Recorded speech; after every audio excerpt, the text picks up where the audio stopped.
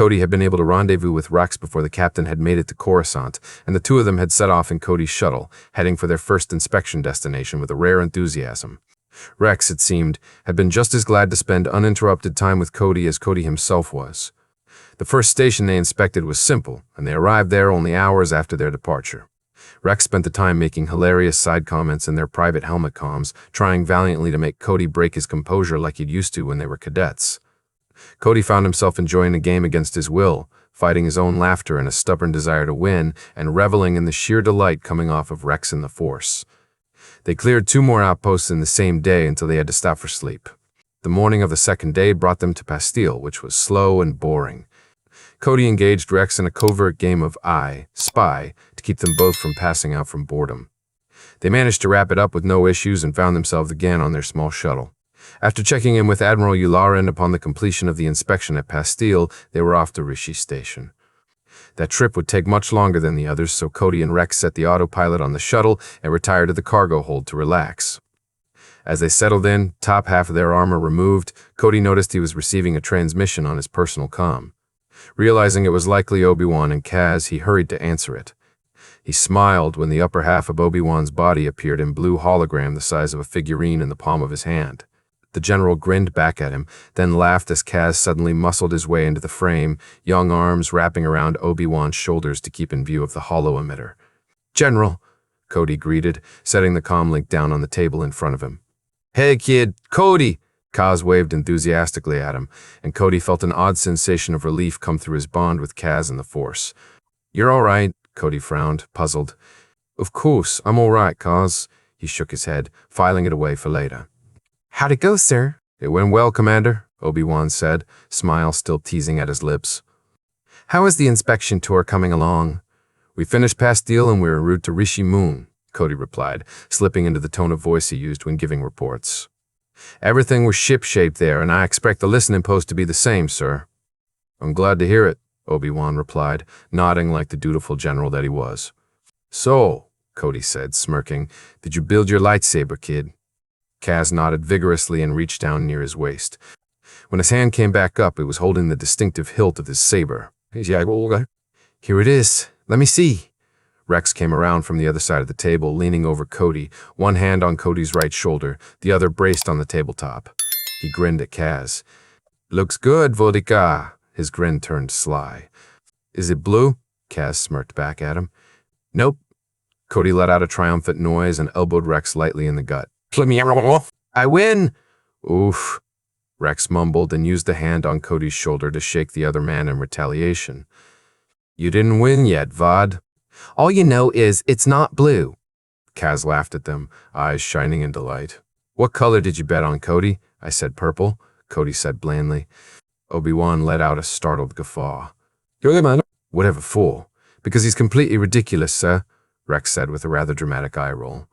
He shook his head in dismay. Cody didn't want to bet at all, so he picked the most unlikely color he could. Cody gave him a potent side-eye, but let that slide, instead focusing earnest eyes on Kaz. "It doesn't matter what color it is, Kaz. It just matters that it's yours. I'd be proud of you even if it was blue." "And just what's wrong with blue, Commander?"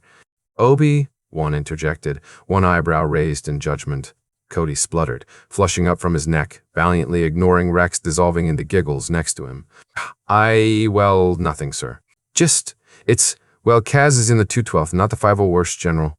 Obi-Wan smirked at him, clearly enjoying Cody's discomfort.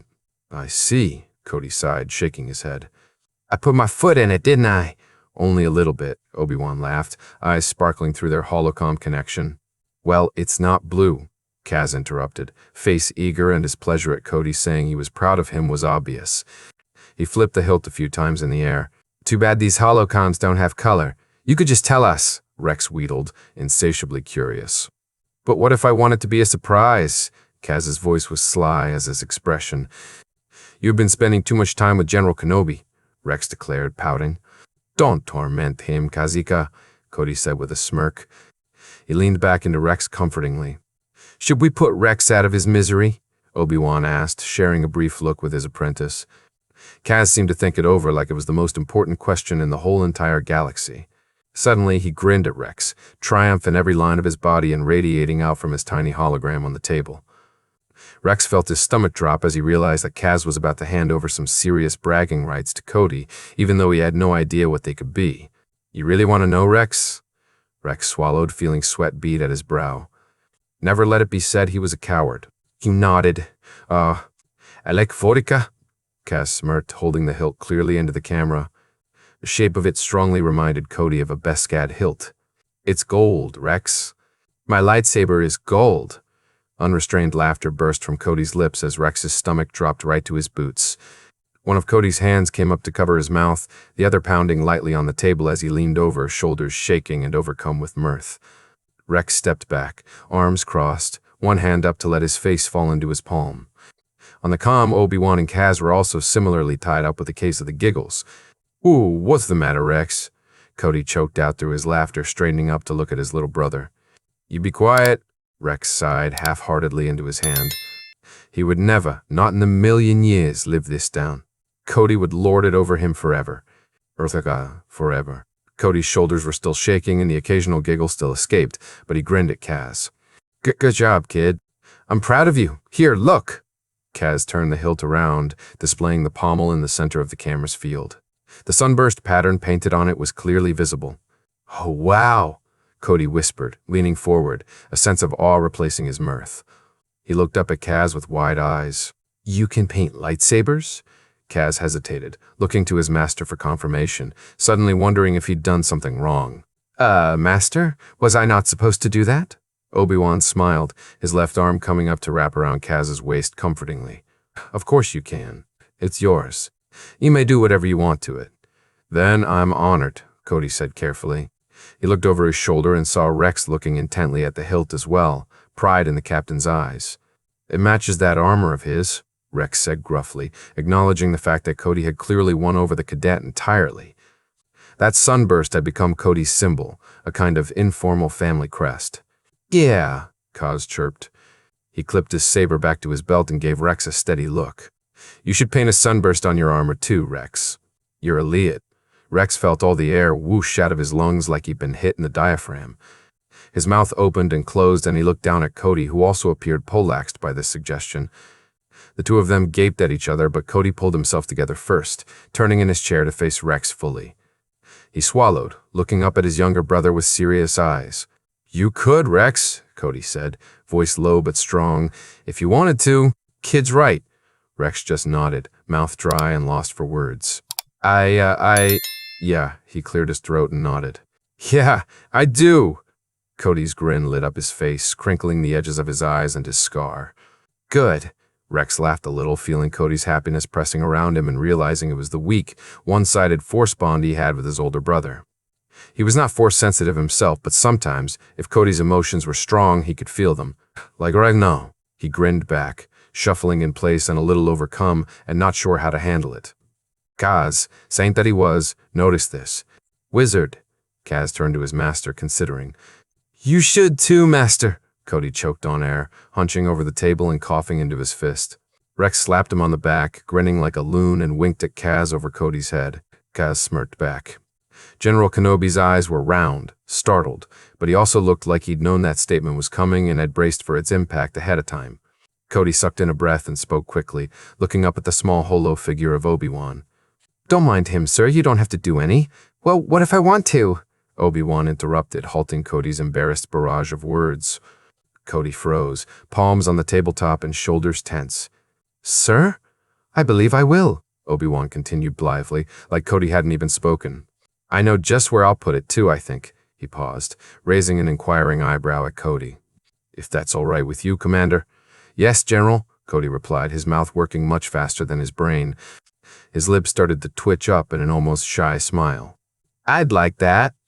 Kaz and Rex shared a knowing look off to the side, Kaz's smirk entirely smug. Rex just rolled his eyes at the cadet and turned back to his brother, intent on interrupting the commander's staring contest before the other man entirely embarrassed himself. Rex was not familiar with love-struck Cody, but he figured that his younger brother instincts would be enough to get him through. "Yeah, all right," Rex said, breaking into their moment and nudging Cody in the shoulder. "Better quit now before your head swells so big it won't fit in this shuttle anymore." Cody looked up at Rex and narrowed his eyes. "No one asked your opinion, Vodka." Rex smirked at him. "As your Vod, I am obligated to give it to you. As your Oraivad, I'm obligated to tell you to criff off. Cody grumbled at him good-naturedly, the pleased light from earlier still in his eyes. Rex Mott gasped, placing a hand over his heart. Cody, you be havavone. Cody rolled his eyes and then suddenly struck out, wrapping his arms around Rex's middle. Get over here! Wah, Cody! Rex yelped, arms flailing as he found himself wrestled to the ground. Get him, Cody! Kaz cheered from the calm on the table above their heads. Cody pinned him in short order, one leg wrapped high up Rex's waist, the other over his knees, one arm weaved between both of Rex's own and the other behind Rex's back, hands interlocking together. Rex squirmed, trying to butt Cody off him, but knowing that was an entirely futile effort. He never won their wrestling matches. Cody was impossible to beat. All right, a light, Rex cried. He sighed and let his head fall back to rest on Cody's shoulder. You win, Cote. Let me up! I don't think I will, Cody said conversationally, like he was commenting on the weather. He let his forehead drop to rest on the side of Rex's head. Rex sagged even further into his grip, letting the comforting warmth of his older brother at his back work into his muscles. Still, he wasn't going down without a fight. You'll have to eventually. I'll have to piss at some point. Cody recoiled, upper body pulling away with a jerk. The criff, Rex. Really? You should probably let him up, Cody. Obi-Wan's voice floated down from above them. That sounds like it could get messy. Really, sir? Cody said exasperatedly. He let go of Rex and shoved his brother away with a grunt, rolling smoothly to his feet. He dusted off the front of his blacks and gave his general a sardonic look. Aren't you supposed to be on my side? Always, Cody, Obi-Wan answered with a grin. I was sparing you from cleaning up a mess. Ha! Rex looped his arms around Cody's neck, hanging off his brother's shoulders with familiar ease. Cody didn't even twitch, extremely used to this behavior. He just crossed his arms and rolled his eyes. Thank you. You're welcome, the general said, his grin turning into a fond smile. I'm glad the both of you got this chance to relax. He needed it, Rex nodded, then pressed his face cheek to cheek with Cody's own, arms tightening around Cody's shoulders and upper arms. Yes, sir, me too. Cody smiled, wiggling his head a little to rub his cheek against Rex's, then moving his head away. Yeah, me too. How much longer will you be gone for? Kaz asked, longing in his eyes and voice. We've got 2 more stations, then we should be done, Cody answered, shifting Rex around so he could loop his own arm over the other man's shoulders. He pulled his brother up next to him in a side hug. We're heading to Rishi Moon Outpost next, Rex answered, left arm slinging easily around Cody's ribs, fingers curling in some of the excess fabric of the commander's blacks like Kaz's did sometimes. That's near Kamino, right? 'Cause it's south of the Rishi Maze, Kaz said, eyes twitching in recall. Yeah, it's the one thing standing between Kamino and invasion, Cody answered, voice solemn. His shoulders tensed a little, making Rex squeeze him just a hair tighter. That outpost ever goes dark, the Republic will know what the Seppi's next stop will be. As it stands now, such a thing is unlikely, General Kenobi said, ever the voice of reason. Unlikely, but not impossible. Keep a weather eye out, Commander. Cody nodded, recognizing that warning when he heard it. I will. Well, Kaz and I are rather exhausted from our adventures today, the general said, regret coloring his tone. We shall have to speak with you when you arrive at Rishi Outpost, Cody Rex. Of course, Rex said easily. He waved at Kaz. Good job, kid. That lightsaber is something else. Can't wait to see it in person. Thanks, Rex. Copy that, sir. Cody grinned and nodded at Kaz. Talk to you later, kid. Koyasi. Koyasi, Cody, Kaz chirped. Stay safe, Cody, Obi-Wan said, concern shining from his eyes.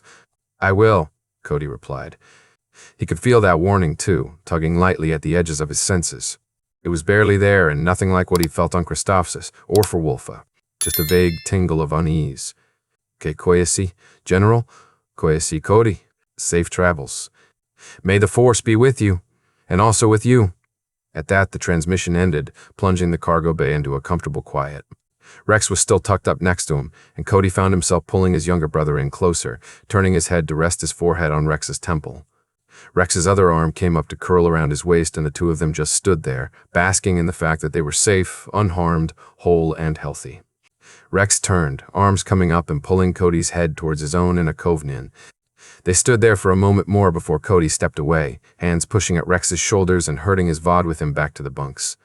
They pulled both the mattresses off the bunks in the shuttle the first night and put them on the floor with a pile of pillows and blankets in a full Kamino campout. The rest of their armor was shed along the way, and Rex curled up into Cody as the lights on the ship dimmed for the simulated night cycle. They laid there face to face in the quiet before Rex broke the silence. "So when were you going to tell me that you have feelings for General Kenobi?" Cody opened his mouth to deny it, a fronted expression on his face before he sagged back down into their little nest of blankets. "I don't know. I haven't worked it all out yet, Rex. You want help?" Rex offered quietly, right hand settling on the back of Cody's head and combing through the short strands of hair at the base of his neck, scratching lightly occasionally. Cody sighed heavily. "Yeah, I could probably use it," he pinned Rex with a glare. "But you better keep this to yourself. I don't want the rest of the squad bugging the hell out of me." Rex chuckled. "I will, I promise." He rolled his eyes. Fox would be completely insufferable about it anyway. "Better not tell him until the war is over if you can help it." It was Cody's turn to chuckle. He said, "Go." And he says I'm overprotective. "You're his VOD," Rex said reasonably. "He loves you. He loves you. Pretty sure that's how it works." "That's true," Cody said with a small smirk. He thunked his forehead lightly against Rex's again, making them both laugh briefly. He sobered, eyes wandering around what he could see of the cargo bay laying on his side with Rex in front of him. "I don't know what to do, Rex." "I don't know if I should even do anything." "Do you want to do something about it?" Rex asked after thinking about it for a bit. "I think that's the most important question." "What do you want, Cody?" Cody trailed off, swallowing thickly. "I want to take Kaz, Obi-Wan, you and the squad and just fly away on a ship and leave this stupid war behind. I know that's selfish, but I just want a life of my own, Rex. And I want my Aliot there with me. It's a little bit selfish, yeah," Rex said carefully. He sighed. "It sounds nice, though." He shook his head. "But it can't happen, or Vod. The rest of our vote are here, and they need us too." "You can't just leave them." "I know," Cody whispered, "and there's no way in hell I would. Sometimes I just get so frustrated with it all." "Yeah, me too," Rex agreed. He rolled his eyes. "I like you, Lauren, all right, but sometimes I think he looks down on us, Vode." He pinned Cody with a look. "But that's not what we're supposed to be talking about, Cody. What do you want from Kenobi?" Cody took in a deep breath and braced himself, drawing strength from Rex's hand on the back of his neck. "Things I really shouldn't want." Rex's eyes went wide. "You love him, Vod?" "I do, yeah," Cody answered, voice small. He swallowed convulsively. "Think I should tell him?" "I don't know," Rex said slowly, hand moving in soothing strokes up and down the back of Cody's head. "He's a Jedi. They aren't allowed to have attachments." "Would it just complicate things if you did? Before Kaz showed up?" Cody said, shoulders making an aborted shrug. "Yes, it would have." "Rex, Obi-Wan and I have a force bond." "Wait, what?" Rex's hand on the back of Cody's head went still and his fingers twitched in shock. "It happened in the gunship on the way down to Christophsis," Cody answered. He chuffed a laugh. "It wasn't even on purpose. I can feel his emotions. He feels the same way about me, only I think he's afraid of it." "Hey, you're serious?" Rex's jaw dropped, the whites of his eyes glowing slightly in the dim light of the shuttle. "Yes." "Well, then what the hell are you waiting for?" Rex demanded incredulously. "Vod, we don't know if we'll make it out of the next battle. If you can grab just a tiny sliver of happiness, you should. You could lose your chance before you even start." Cody laughed and poked Rex in the chest. "I'm surprised at you, Rex. I thought you would have told me to just forget about it and soldier on before the Malevolence destroyed General Kuhn's fleet." "Yeah, I would have," he shook his head. "But all but 3 of his men died in seconds. A whole entire battalion wiped out in an instant. Better to take what you can get while you can get it because you never know when the next superweapon is around the corner." "I guess I'll tell him," Cody replied, eyebrows raised for a moment before they furrowed in worry. "But what about Kaz? What if it doesn't last? What if something happens? What if we fight, or you decide, Kote?" Rex patted him on the shoulder, interrupting Cody with a grin. "Kaz is playing matchmaker. Don't worry about him. He's on board." That brought Cody up short. "He is?" "He told Kenobi to paint his armor with your crest, Vod," Rex exclaimed incredulously. "And I heard from Wolf how he maneuvered you and Kenobi together in the booth at 79's. "Oh," Cody mumbled, feeling his neck start to heat up with embarrassment. Rex rolled his eyes. "Yeah, oh," he eyed Cody calculatingly. Speaking of which, when are you going to say the gay bow mandate to the kid? I didn't want to do anything before I'd talked to Obi-Wan, Cody said with a rueful smile. But if we hammer out our feelings, then, well, you'll do it? Rex felt a grin starting to tug at his lips. Yeah, I will, Cody answered, voice firm and head swishing on the fabric of his pillow as he nodded. Kid was right, Rex mused, grinning widely now, white teeth flashing in the dark. Aliet urishat aldin, Cody smirked at him, eyes flashing deviously in the dim yellow light of the shuttle's night cycle. Rex had half a second to worry before Cody spoke. Nikir taligai savot, Rexika. Rex spluttered, shocked, then grabbed Cody up and dragged the older man to him, clutching him tightly. He mumbled into Cody's shoulder, voice thick, Nikir taligai savad kote. Cody laughed, then pounced. The two of them wiggled and fought playfully, their happiness echoing around the ship as they wrestled like cadets. Rex felt like he could walk on air, like nothing at all would ever bring him down. They settled after a few minutes, breaths coming quick, and Rex curled up into Cody's side, arm over his older brother's chest, face smushed into Cody's shoulder. He started to breathe deep and slow, eyes drifting closed in his contentment. Cody pulled him close, arms tightening, then relaxing as they both slipped into sleep. The early morning found Rex and Cody awake and in the pilot and co-pilot seats of the shuttle on the approach to the Rishi Moon listening post. They'd wolfed down ration bars and instant calf for breakfast in relative silence, both of them slightly tired and bleary-eyed, and Cody in particular ruminating over the warning Obi-Wan had imparted just before ending their call. He'd felt it in the Force himself before he and Rex had retired to sleep, and now it was starting to ring louder the closer they came to Rishi Moon. It felt like the day before their ambush on Christophsis, when they'd been putting the finishing touches on the plan. A heavy sense of foreboding gripped the back of Cody's neck like a hand.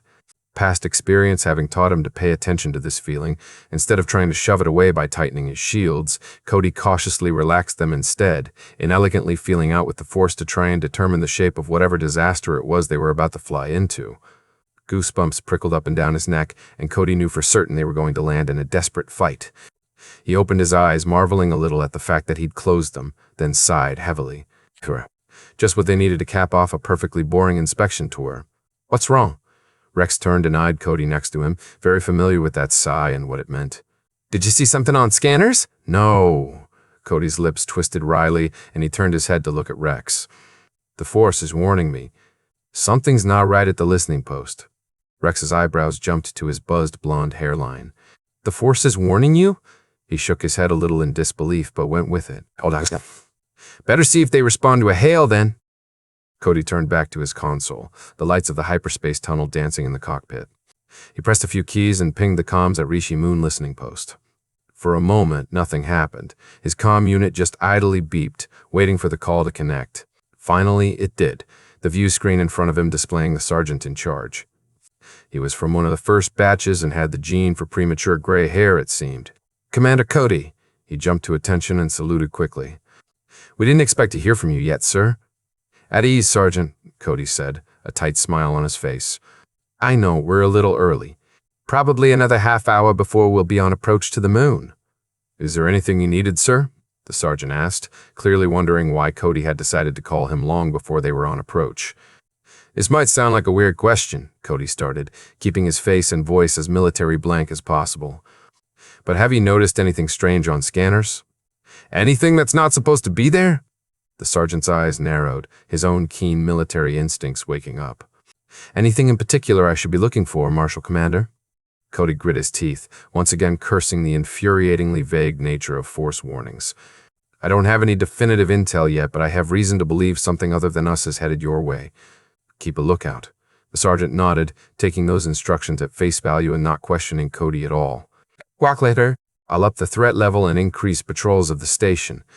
We won't let anything slip by us, Commander. Good, Sergeant, thank you, Cody answered, knowing that wasn't enough, but also knowing there was hang all he could do about it. I'll let you get to it. Cody out. The sergeant nodded and the transmission cut. Silence descended into the cockpit before Rex broke it. You sure about this, Cody? Yeah, I'm sure. Cody blew out a breath and scrubbed a hand over his face. The feeling is getting worse. Something's going wrong. Following the heels of that statement, he started a call to Obi-Wan on the General's personal comm link. It beeped a few times before the call connected. Obi-Wan's face appeared in the view screen and he grinned, delighted to see Cody again. Go, Annie! This is a surprise? At Rishimun already? No, we aren't. Cody rubbed at the back of his neck, eyes darting around the cockpit. He wrestled his courage into place and faced Obi-Wan again. I can't believe I'm saying this, but I feel something in the Force. Something's wrong at the listening post, or it's going to be. I called the sergeant in charge and put them on alert. Obi-Wan's expression looked shocked for half a second before he schooled it back to Jedi neutral. There were still hints of pleased pride at the corners of his eyes and lips. He was obviously proud of Cody for his trust of the Force. That's concerning. Do you want me to reroute the fleet to your location? Cody opened his mouth to refuse that, on instinct, then snapped it shut, thinking better of it. He turned to look at Rex, eyebrows raised in question. I don't know. What do you think, Rex? Rex mulled it over for a moment, then spoke. I don't know much about the Force, but I trust you, Cody. You think something is wrong, then something is wrong. You were always right about it in training, and you're always right about it in the field. I say call reinforcements. It'll take time for them to reach us anyway. If everything turns out fine, we have time to turn the fleet back around. You catch that, sir? Cody said, turning back to the view screen in his console. You know I did. I will notify Admiral Yularen and have the 7th Sky Corps en route to you. We can be at Rishimun within the next 2 hours, Obi-Wan replied, arms crossing and eyes going distant in thought. Let us know when you're on approach and check in every 15 minutes after. If you miss a check-in, we'll come in hot. Copy that, General? Cody nodded briskly, feeling some of the tension lift from his shoulders at the clear backup plan now in place. He could still feel that growing sense of alarm, but it did not have that foreboding feeling of trauma that it did before. We'll see you when you get here. Koyashi. Koyashi, Cody. And you too, Rex. Yes, sir, Rex called over with a grin. The transmission ended, and the Navi computer warned them that they would drop out of hyperspace and start their approach to the moon in approximately 20 minutes. Cody relaxed back into the co-pilot's seat, eyes fixed on the indigo and violet lights of Lightspeed just past their transparasteel windows. He both felt better and felt a little more anxious after that holocall. The plan certainly helped, but his trepidation was ratcheting up higher and higher the closer they came to the listening post. The Force was insistently poking at him with all the determination of an annoying child. Guess all we can do now is wait, Rex said after a moment, hands on the controls and eyes fixed ahead. And be ready for anything, Cody answered. The slightest hint that anything is off, we abort this inspection. Agreed. The shuttle dropped out of hyperspace shortly after that, the time proceeding spent in contemplative silence. Cody found himself slipping in and out of meditation between his checks of the ship's sensor array. It was a fairly limited hardware suite that was installed on the shuttle, and it wasn't detecting anything at all out of the ordinary around the moon. The most interesting thing it had picked up was a brief meteor shower. As they lurched back into real space, Cody sent a message to the fleet and then set about contacting the sergeant in charge of the listening post again. Rishi Outpost. This is Commander Cody, do you read? Static. Cody and Rex shared a look and the commander tried again. Rishi Outpost. Come in. This is Marshal Commander Cody, please respond. Rex's hands clenched on the yoke. Yeah, you were right. Something's wrong. Just as he said that, the transmission came to life. It was a shiny in a white helmet with his head making odd bobbing motions, and Cody wasn't sure if they came from the trooper or the obviously poor connection. Sorry, Commander, the trooper said, voice weirdly stilted. We're experiencing technical difficulties from the meteor shower. Cody's eyes narrowed, suspicion stepping down his spine one notch at a time. Oh, you are. Can I speak to the sergeant in charge, trooper? The trooper waved his hands in the air, one reaching oddly above his head, the other near his midsection. Ah, negative. Everything's fine here. Thank you. Yeah, that's not going to cut it, soldier. I need to speak to your sergeant in charge at once. The image on the screen started to flicker, white striations running up and down it, and the trooper's voice was broken and near unintelligible. Pust. Can't seem to read. Pustemete connect los pruste.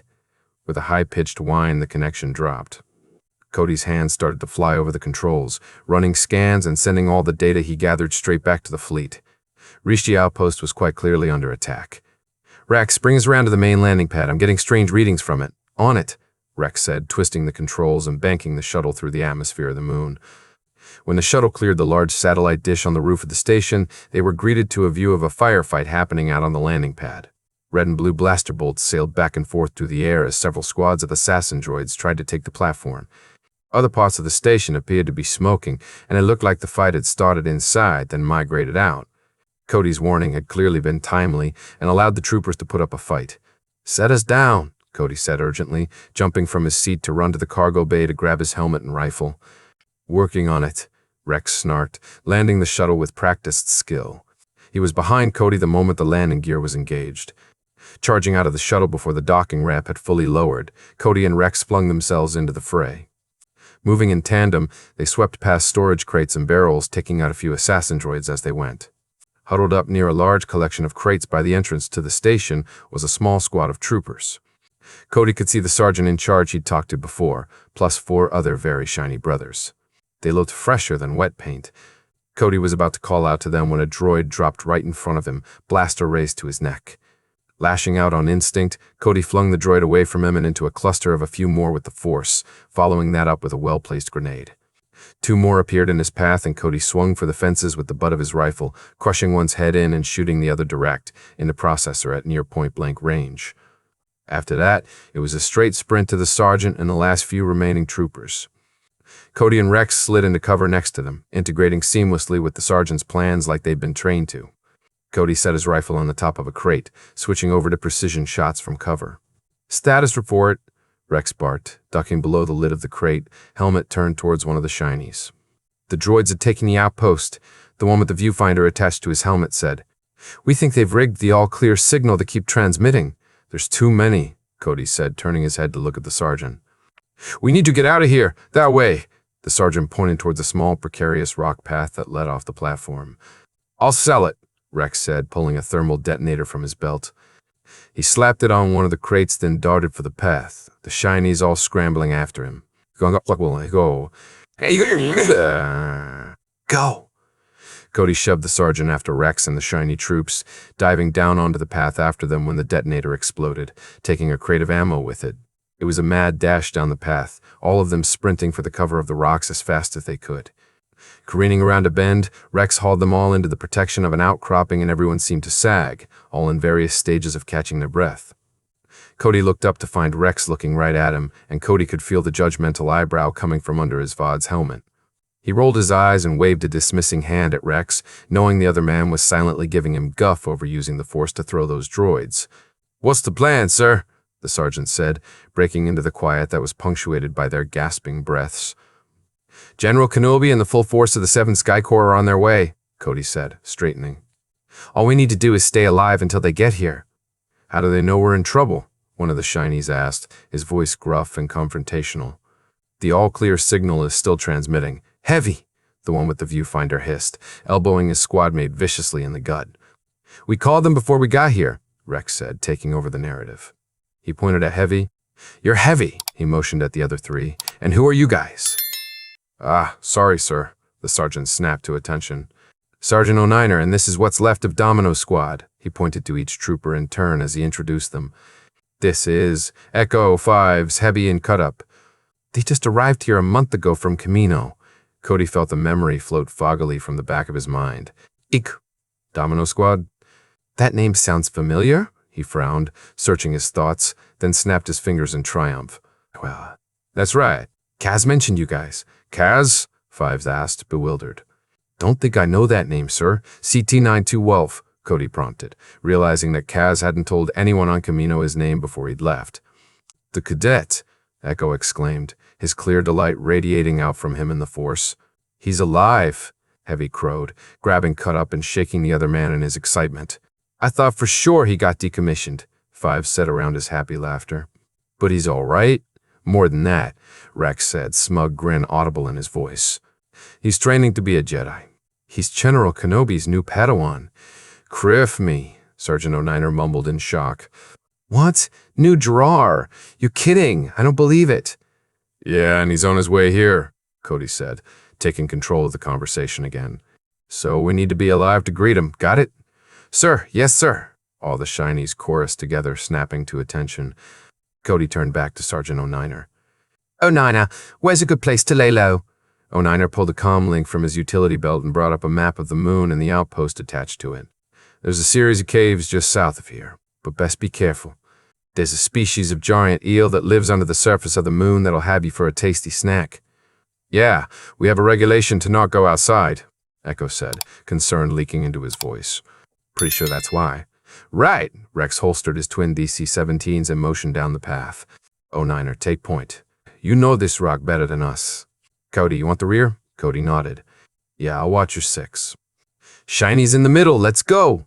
Shiny, Heavy protested as he did as instructed, clipping his rifle to his belt like the other 3 and the commander. Your armor is all shiny and new, just like you are, Rex said from behind Sergeant O'Niner, voice gloating. Oh, come on, Cut Up whined as they cleared a corner. It was, of course, at that moment that a giant eel came bursting from the cliff face with a shrieking roar. Oh shit, criffing hell, move. Get out of its way, Cut Up, get back. Hey, Cody's hand snapped out, missing Cut Up by a hair's breadth as part of the path gave way under their feet, taking Cut Up down with him.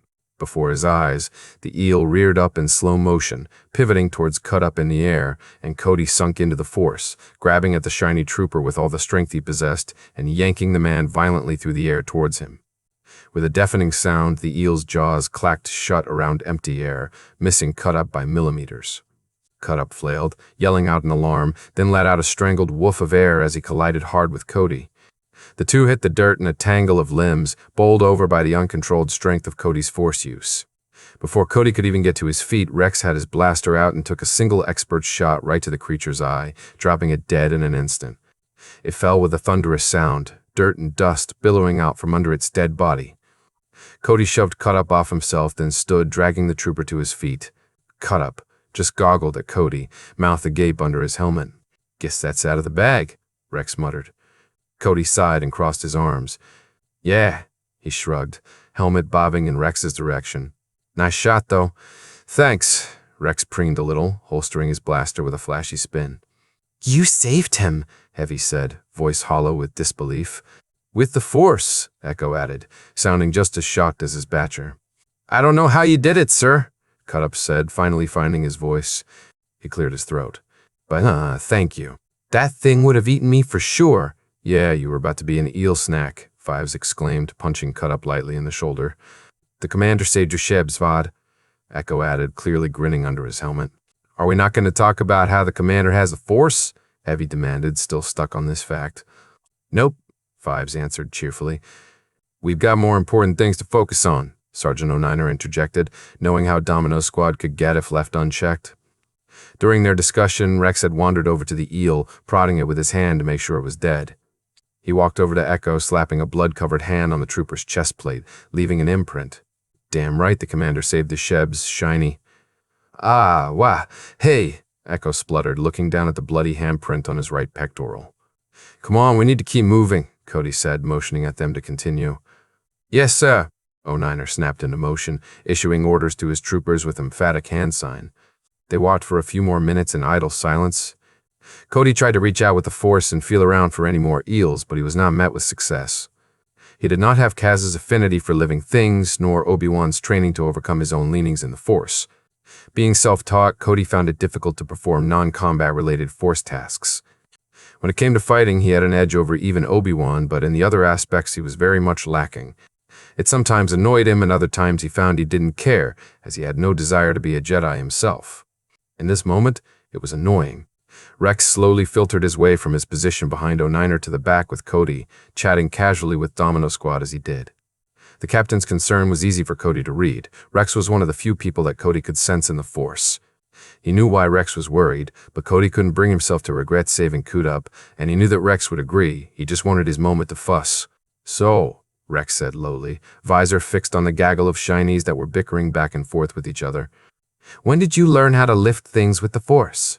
I didn't, Cody said sheepishly. I'd never done that before. Rex barked out a startled laugh. Well, I guess there's a first time for everything. Yeah, I guess so, Cody agreed ruefully. You all right? Yeah, Rex, I'm all right. Good. After a few solid minutes of walking, Sergeant O'Niner led them to a series of caves, and they all gathered around the mouth of it, gazing into the solid and implacable darkness. The shinies shifted restlessly, none of them keen to go inside after the incident with the eel. Echo slipped his viewfinder over his visor and looked up towards the sky, trying to spot enemy troop movements. He let out a disgruntled sound and fiddled with the controls, trying to zoom in. What do you got, trooper? O'Niner asked. I can see the enemy fleet in orbit, Echo answered. It's a good thing the whole Seventh Sky is on its way, otherwise we'd be really outnumbered. In the distance, the whine of a vulture droid engine rang out, and they all swiveled around to try and spot it in the sky. Echo turned his viewfinder toward it and pointed it out quickly. Approaching fast, too. We can't let it spot us, Heavy said, shoving it cut up in fives, ushering them towards the entrance of the cave. Wait, we don't know if there's more brother-eating eels in there, Cut Up yelped. Hey, Commander, Fives called over Heavy's shoulder. You've got the Force. Aren't Jedi supposed to be able to sense life forms? Any eels in there? Cody felt his teeth grind. I have no idea. I'm not a Jedi. Just get in there, Rex snapped, dragging Echo with him as he went. They all darted into the cover of the cave just as the droid patrol came screaming overhead. It was a trio of ships, flying low and clearly looking for survivors. It seemed that Rex's thermal detonator decoy was not enough to convince the Seppies that they'd all died. That just figured, Cody thought exasperatedly. It was just their luck, after all. Cody thought it was Obi-Wan that inspired the strange situations that Ghost Company in the 2012 landed in, but now he wasn't so sure. Perhaps weirdness and bad luck just followed around Force sensitives in general. Whew, Fives breathed out. That was close. Cody and Rex flicked on their helmet lights, the others quickly following suit.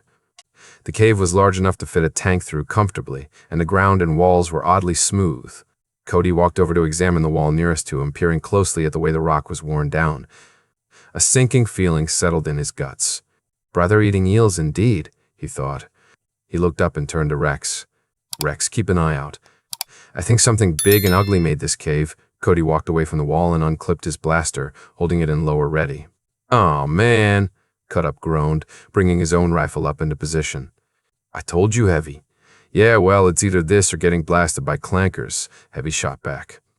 "Honestly, which is worse?" Echo wondered out loud as they walked, the edges of the tunnel barely lit by the combined power of their helmet lights. "Droids or eels? I'd pick eels any day," Fives said without a hint of doubt in his voice. "You're crazy," Cut Up retorted. "The walls of the tunnel are rubbed smooth," Cody said to Rex as they walked at the head of the group. This time O'Niner was bringing up the rear. "Something big has come through here often. That's just great," Rex muttered, shaking his head, his own blasters in his hands as they moved. "Now would be a great time for that it's all going to 06 sense of yours to kick in, Cody." "It's firing on overdrive," Cody answered, hands tightening around his rifle, pins and needles counting the notches of his spine. "Perfect," Rex said sarcastically. "That makes me feel better." "You know," Echo said from somewhere in the middle of their group, tone conversational, "I wonder what these eels eat when they can't get Trooper. I mean, they were here before we were." "Oh, cark you, Echo," Fives exclaimed, clapping a hand against the forehead of his helmet. "You had to go and say it, didn't you? It's a valid question," Echo squawked indignantly. "How far do you plan to go into this tunnel system, sir?" O'Niner called up from the rear. "Do you think this system loops around back to the outpost?" Cody asked, tilting his head to help his voice carry. O'Niner consulted his map, manipulating it quickly.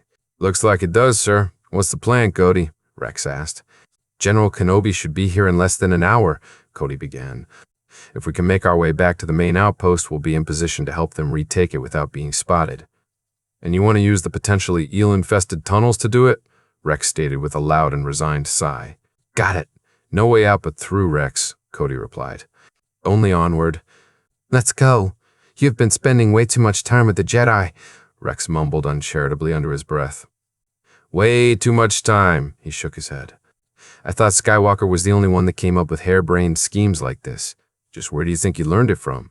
Cody asked rhetorically, rifle sweeping and clearing the corner they were rounding. "Oh, hells," Rex muttered darkly. He jabbed an accusing finger at Cody, the other still wrapped around the grip of his pistol. "You aren't supposed to emulate the Jorela Jedi. No offense to the commander, but we could really use a Jedi right about now," Five said. "I don't know about a Jedi, but a lightsaber would be great," Heavy argued mildly.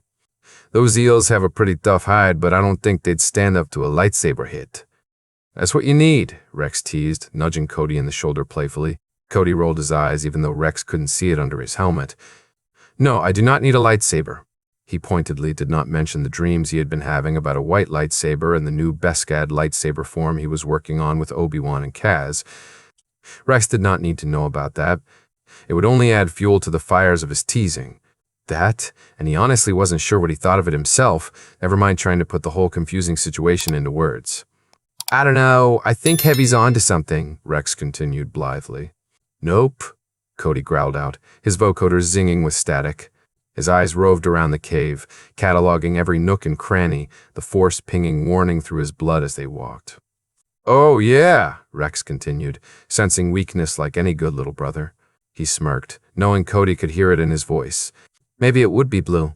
Shut up, Rex, Cody nudged him back, sending Rex stumbling sideways a few steps. Rex just laughed, completely unfazed. Blue, just like the 50 worsts. His tone turned sly. You'd match your general, too. Rex, Cody yelped, feeling his neck and cheeks heat under his armor. He leaned over into his brother's space and hissed. Cut it out. Rex threw his head back and cackled, but didn't say anything else. He did promise Cody that he would keep his older brother's secret after all, even in the face of truly epic teasing material. Rex figured he deserved some kind of medal for resisting the urge. It was a younger brother's sworn duty to annoy the ever-loving hells out of their older brother, and he took great pride in performing it. They walked through the tunnels in easy camaraderie, weapons drawn but not held at the ready, helmet lights sweeping back and forth as each trooper scanned the walls and floor for anything that might spontaneously try to kill them. Cody walked a little in front, Rex to his right, and as he set his foot down over a rock, he felt a tremor in the ground. Stopping dead, his rifle snapped up to his shoulder, eyes straining at the edges of his helmet light and into the darkness ahead. The force swirled discordant and agitated around him. Cody? Rex asked, bringing his pistols up, barrels pointed into the blackness. I felt the ground move, Cody said, voice so low the helmet vocoder almost didn't pick it up. What? Rex hissed, head snapping around to look at the commander. Rattling and shaking, the walls and floor of the cave started to vibrate. Cody spun, muzzle of his rifle following his movements, eyes frantically scanning the darkness as the other troopers around him started to shout in alarm. Warning fired down his nerves, and Cody grabbed Rex and dived for the side of the cave, the others following him when they spotted his movements. Bursting from the wall, the largest creature Cody had ever seen to date screamed past them and down another open section of tunnel. It smelled rank, like rotting meat, and left a slime-like residue behind from where it traveled. Dirt, rocks, and debris fell from the ceiling, coating their armor in a fine layer of dust that sparkled in the lights from their helmets. Cody pushed up from the wall, pulling Rex up with him. They both dusted themselves off as Domino Squad and their sergeant checked in with each other. Cody flared his connection to the Force out wide, frantically searching it for any hint of the eel. Echo? Yeah, I'm good, Fives, Echo said, trying to rub the dirt from the lens of his viewfinder. Cut up Heavy? Present and accounted for, Heavy grunted as he hauled Cut up into a standing position. Domino Squad has 100% accountability, Commander, O'Niner called from the back of the group. What the hell was that thing? Fives said as he and the others walked over to Cody and Rex. Exactly what it looked like, Cody replied. A giant eel. A really giant eel, Rex added, helmet wobbling as he shook his head for emphasis. Yeah, so, all in favor of getting the Criff out of here as fast as possible? Cut-Up raised his arm like he was voting at a meeting. The walls chose that moment to rattle again. Let's go. Double time, Cody ordered, signaling for the others to follow and set off at a jog down the tunnel. Pressing urgency into him, the Force hurried him forward. O'Niner, in front with the map. Get us out of here, Sergeant. Sir. Yes, sir. O'Niner laid on the speed, sprinting ahead of Cody and Rex, map lit up in his comlink. Come on, Heavy. Get your flabby shebs in gear, Fives taunted his batchmate who was trailing a little behind. Shut up, Fives, Heavy panted. You know I hate running. Less talking, more jogging. Rex snapped over his shoulder, waving his DC-17 in the air as he did. Yes, Captain, Fives gasped out, pace steady and even. Cody was right up on O'Niner, scanning the tunnel with his eyes and the Force. Now that he'd seen the eel, he could feel it slithering in the walls. The ground periodically trembled under their feet, nearly throwing them to the dirt. Cody could hear rocks cracking and shattering and felt the creature ready to breach the surface like a stab through his ribs. Dropping his rifle with a clatter, Cody grabbed the back of O'Niner's armor and yanked the other man behind himself, throwing up his hands just in time to block a wild spray of rocks as they came flying from the wall. Shrieking, the creature roared at them from the hole, its white mandibles flashing in the dark. Rex fired at it, causing it to scream again, bellowing at them, then vanish back down the tunnel it had just made. Cody stood, bent a little at the waist, arms outstretched, chest heaving and rocks floating in the air in front of him. He just looked at them detachedly, not really understanding why they were still hovering where he'd caught them. You gonna put those down, Cody? Rex asked him, voice carefully controlled. What? Cody blinked, shaking his head, and the rocks hit the ground with a crash. Sorry.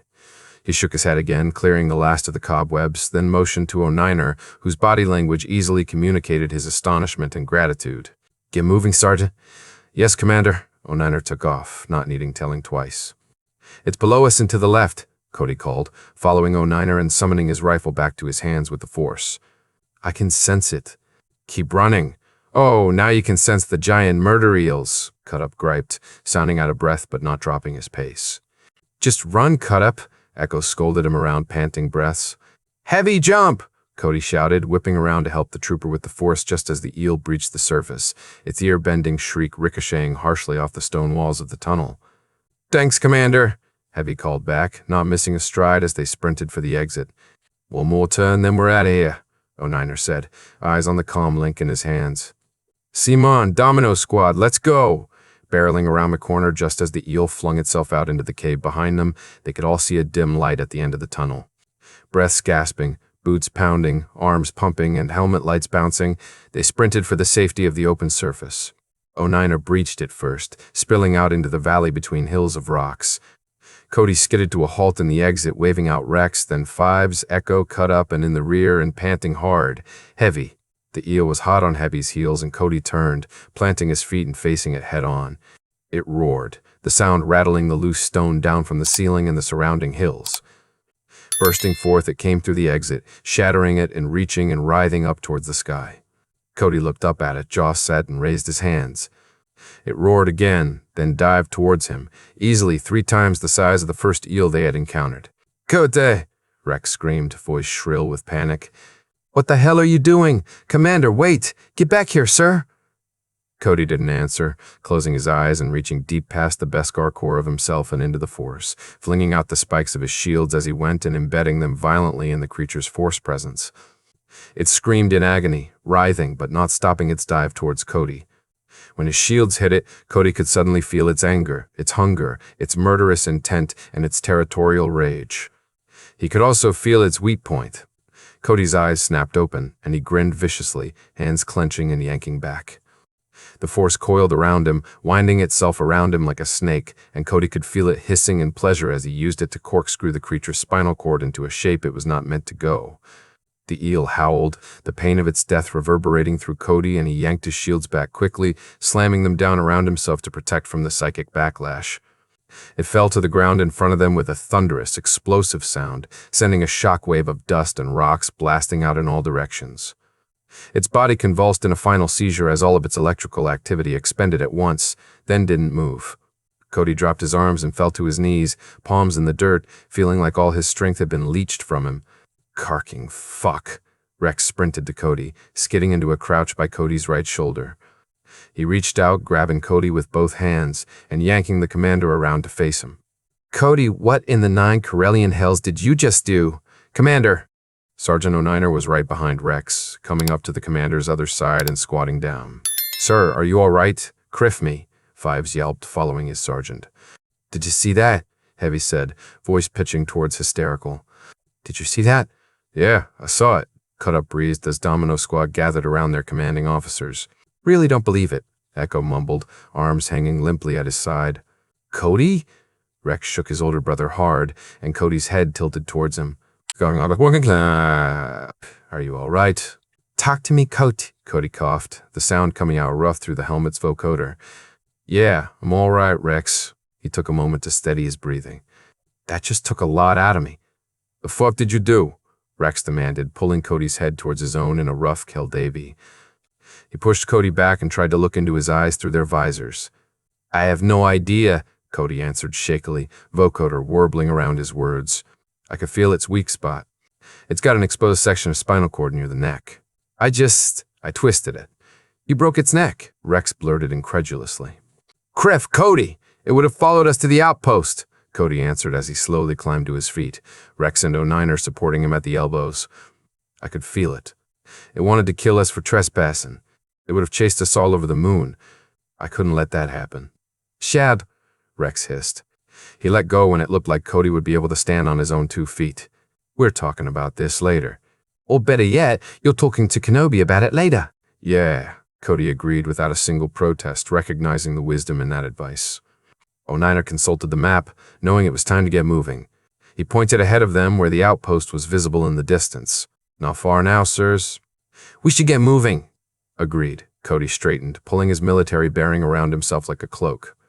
Echo, you got eyes on the enemy fleet? Echo flipped his viewfinder over his visor and peered up into the sky. Yeah, they're in the same position we left them in. Looks like they're waiting for something. We'd better go before it gets here.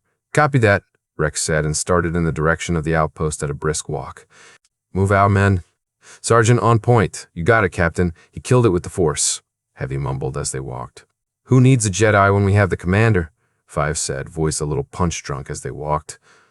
There's only one of 'em, Fives, Echo argued, taking that statement more literally than it was intended. Is there? Fives asked, suddenly serious. Didn't they say that the cadet was going to be a Jedi? What if there's more where he came from, too? That's an annoyingly good point, Echo acknowledged grudgingly, like doing so caused him physical pain. I bet there were, Heavy said, his voice loaded and solemn. But they all wound up just like the cadet. Decommissioned because they couldn't pass, because whatever Force OSIC the kid had was messing with him, and it probably messed with them, too. Probably a miracle the Commander is even here. That's way too depressing, Heavy, Fives protested, even though he knew it was probably true. Why can't we just think happy thoughts right now?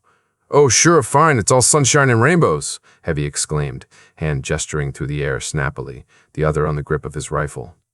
Everything was perfect, and Master Chief didn't almost railroad us right out of training, too. Wake up, Fives. Hey, Echo snapped, coming to Fives' defense. Lay off him, Heavy. All of you shut up. Rex spun around and snapped at them, causing all four of them to look away guiltily. Now is not the time. Sir, yes, sir. Sullen silence shrouded them as they walked, but Cody barely paid it any heed. He was consumed by his own thoughts, by a steadily growing panic over the fact that he had just killed something with the Force for the first time in his life.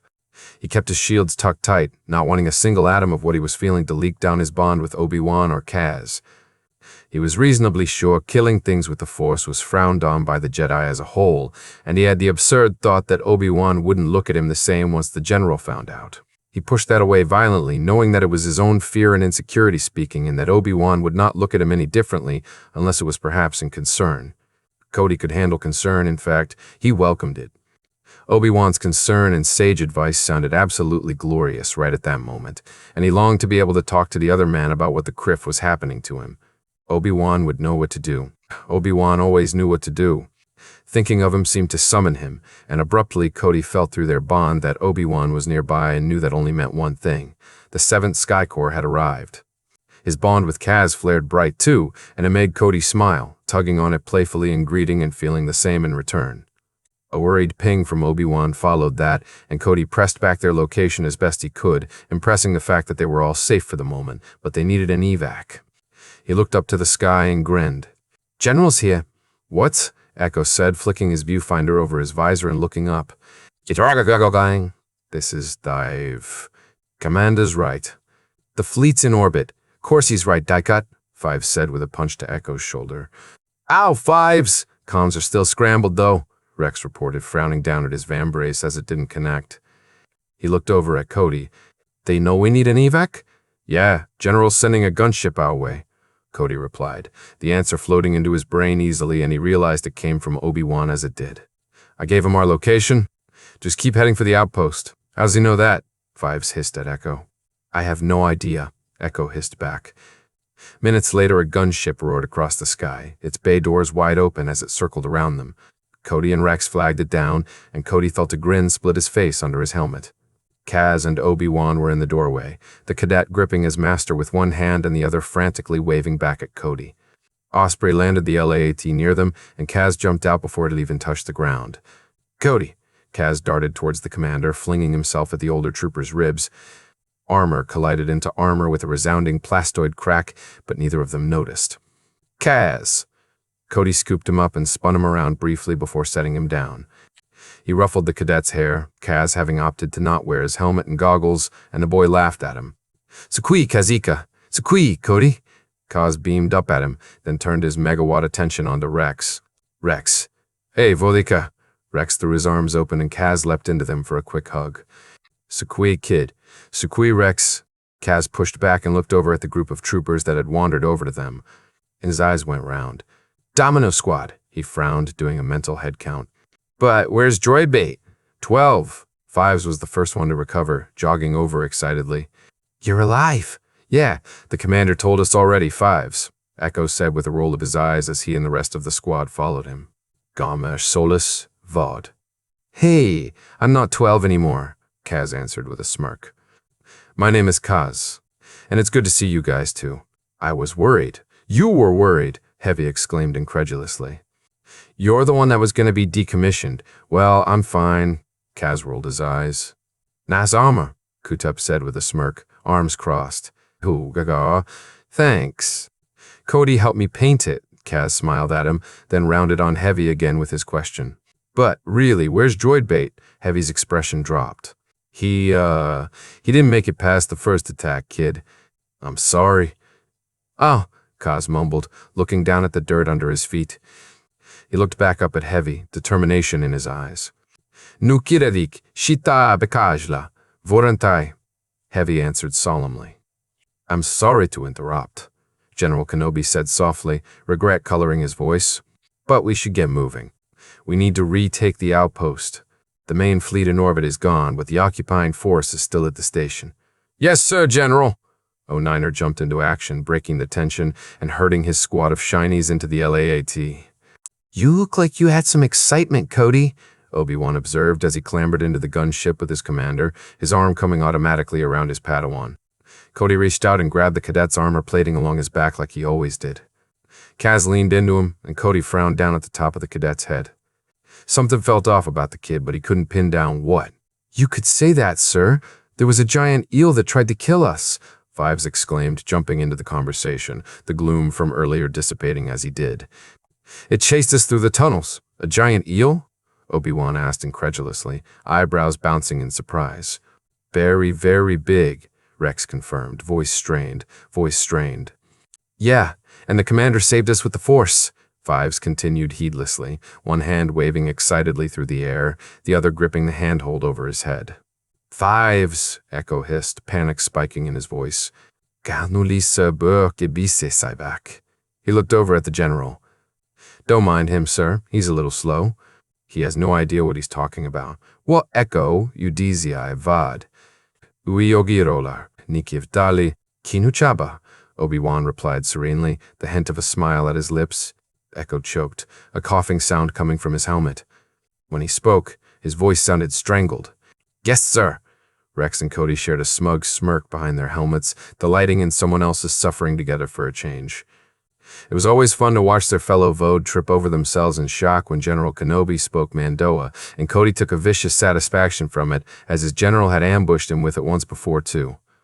It gave Cody a strong sense of pride, knowing that his general spoke their language and cared about them, and he liked it when everyone else knew it too. Well, Cutup announced into the silence. Glad we cleared that up. Always nice to watch someone else gape like a fish, Waxer answered. Yup, definitely, Boyle agreed. He looked over his shoulder. What do you think, Helix? Completely agree. You're all terrible, Kreese exclaimed from somewhere in the back. After his antics on Christophsis, Cody had told Alpha Squad about his having the Force. They were his closest brothers and the two uttered 12th, and Obi-Wan had convinced him to trust them.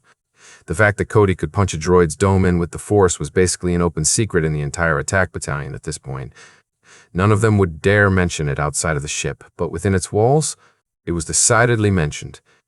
General, Commander, we're approaching the LZ. Looks like General Skywalker beat us to it, sir. Osprey's voice came over the PA from the cockpit. Let's hope he left some fun for us, then. Obi-Wan grinned at them. Yes, sir. Cody grinned back behind his helmet. He spared a glance down at Kaz, finding the boy focused but still quiet. Concern started to simmer in Cody's mind, but he pushed it away to deal with later, when they weren't about to be shot at. Osprey circled the landing pad, bringing them around to the smoking remains of Cody and Rex's shuttle and into view of a decently sized skirmish. General Skywalker, his Padawan and Alpha Squad from Torrent Company were all there. Gunship brought level with the landing pad. General Kenobi leapt out first, blue saber igniting as he went, followed by Kaz, who activated his own golden blade and darted after his master. Cody was right there with him, Rex at his side, and they blasted whatever droids that their Jedi missed, pinning the droids between Torrent and Ghost on the platform. "Oh yeah!" Kaz exclaimed, leaping up and around an assassin droid and bisecting it cleanly in half. Kaz, it seemed, shared the trooper propensity to forget about his problems mid-battle. "This lightsaber is amazing. I can slice up droids now." "On your left, kid," Cody yelled, swinging his blaster up and taking out a droid that was aiming for Kaz. "Watch that flank." "Yes, sir," Kaz answered, zipping past Cody to shore up that line, deflecting blaster bolts back like a pro, angst forgotten for now. "Wax or boil," Cody called, hand gesturing through the air as he did. "On it, Commander," Waxer replied, moving into the space that Kaz had created, seamlessly backing up the cadet. "Criff, look at him go!" Heavy exclaimed, leading Domino Squad behind their sergeant. "Oya!" Five shouted, pumping a fist up in the air. It was quick work to mop up the last of the droids, General Skywalker having cleared out the building prior to their arrival. Kaz and Obi-Wan were on opposite sides of Ghost Company, protecting the men from blaster fire and helping them herd the droids into the kill zone. On the other side of the platform, Skywalker and Tano did the same until they all met in the middle, and General Skywalker decapitated the last droid, kicking its sparking body off the platform lazily. He looked over at Obi-Wan and grinned. "Nice of you to join us, Obi-Wan." "I had an errand to run, Anakin," Obi-Wan said easily, deactivating his lightsaber and clipping it to his belt. "Some of our men needed a ride." "Oh, so that's your excuse?" Anakin teased good-naturedly, holstering his own weapon. He nodded over at Rex. "Good to see you in one piece, Rex." "Same to you, sir," Rex answered with a nod. "Kaz," Ahsoka darted over, a grin splitting her face. "Look at your lightsaber." "That's amazing."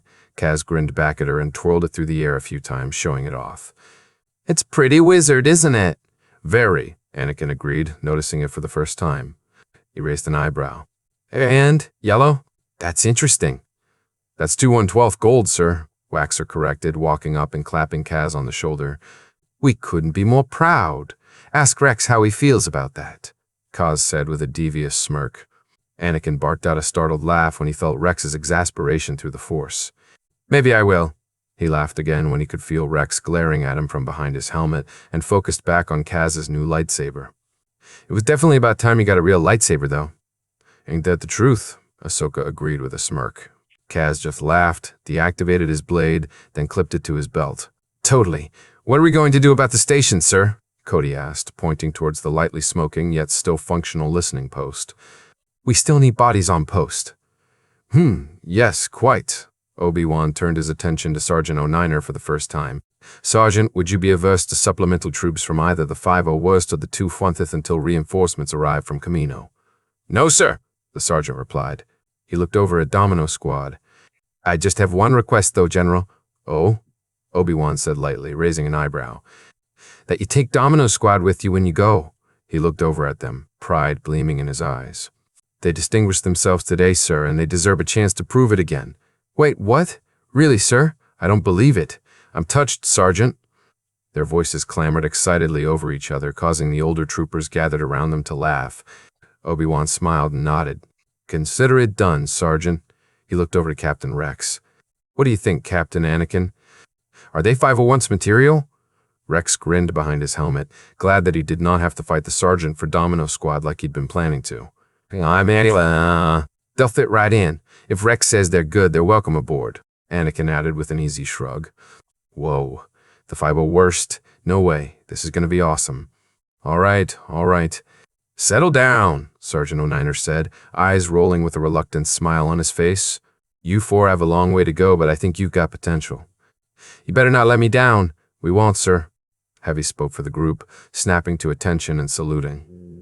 O'Niner returned the salute and nodded. "Good." He hooked a thumb over his shoulder towards the gunship. "Now get out of here." "You've got places to be." "Sir, yes, sir."